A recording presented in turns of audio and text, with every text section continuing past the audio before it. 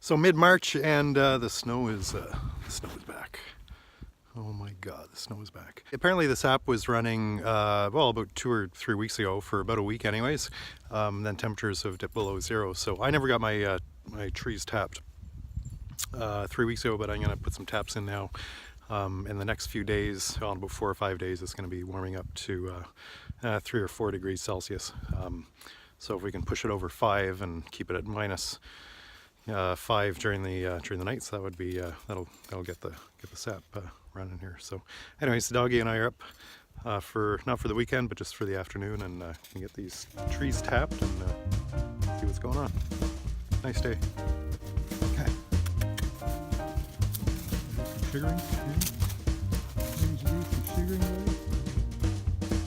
So I got my gear going here.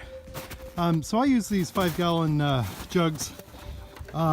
They work well just because I tap on the weekends and I come up the following week and they're, you know, if the sap's running well, they're usually full for me.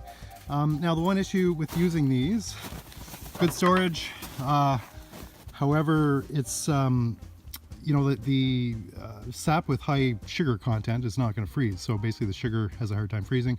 So when you use pails, it's you have an advantage because you can basically just take the layer of ice off the top of the pail, and that's all going to be water.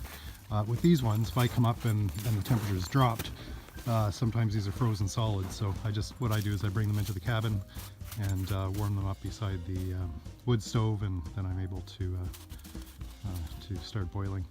Anyway, so I'm gonna get these in the trees. I'll probably only do 6 or 7 taps, and come up next week and see what's happening. Come on, buddy. Let's go.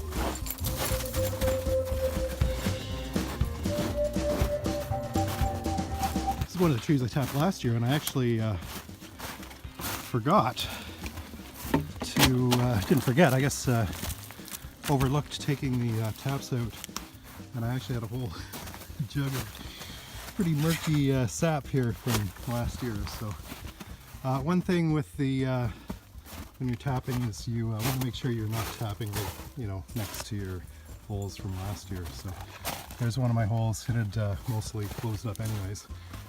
You want to be a good 12 inches or so at least away from them. I'm going to tap. I actually started to tap right here, realized I didn't have the right size of drill. So you want to be a good, you know, 12 inches or so away. But this big old tree is nice and healthy, and it could get 3 taps, but I'm just going to do 2 this year.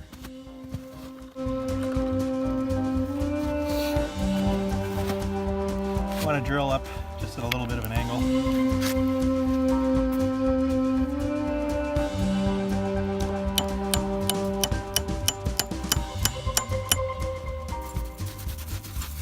All right, tree number 2.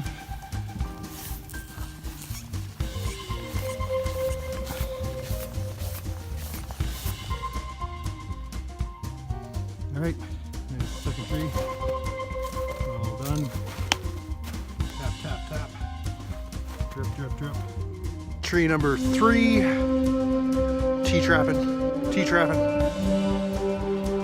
All right, decided to do one more.